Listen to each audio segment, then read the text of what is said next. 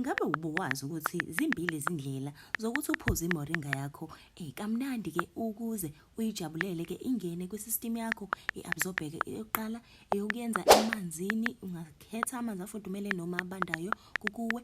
Enye-ke indlela eyokuyenza uyiblende ne-smoothie. Ake sibheke-ke uma uzoyenza-ke emanzini, i-moringa powder ifine ngalona hlobo. Kubalulekile ukuthi nje uyinike isikhathi ukuthi le mpuphu uyayigoqoza enkomishini yakho ukuze izogcina-ke ingenile kahle emanzini, ubese uyayiphuza-ke. Amanzi afudumele-ke wona asebenza kangcono-ke ukunabandayo.